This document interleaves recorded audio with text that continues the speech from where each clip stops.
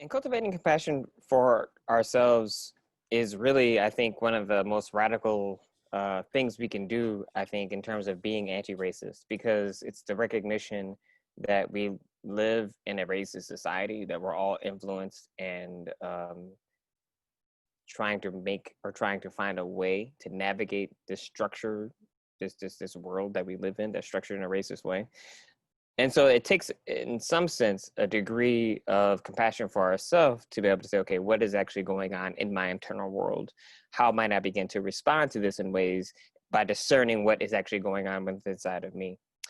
And so the parts that act out racially, the parts that just act out indeed, in fact, are a cry for healing or a yearning to be heard, or something going on that actually needs to be tended to.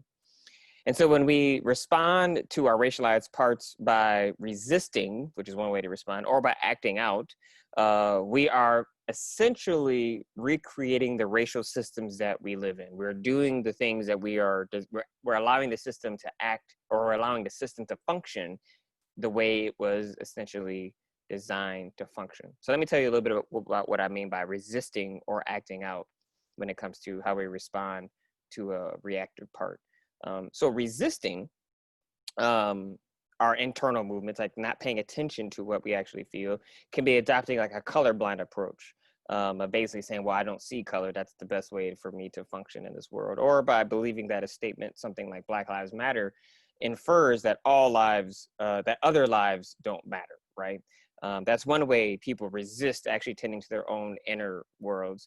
A way of acting out could be something along the lines of arguing like all lives matter, right? Taking it to the next step of all lives matter, not just Black lives, some people say, or feeling like diversity work is so burdensome and that you've already done enough. Maybe you give to charity or something like that.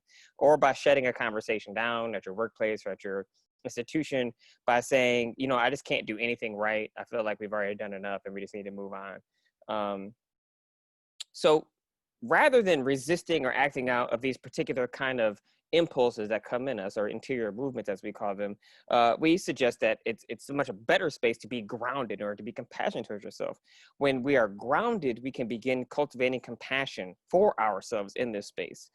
Taking our pulse, as we're going to learn about in a moment, helps us listen to our interior movement to understand what it needs and how to respond to that need.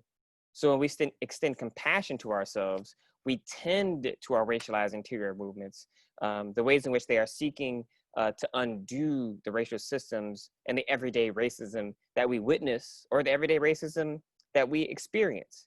In this sense, we are beginning the process of practicing anti-racism, right? When we attend to the woundedness of our racialized experience, or we actually attend to the woundedness we see because we're perpetuating something that's racist. It puts us in a space to take another person's pulse.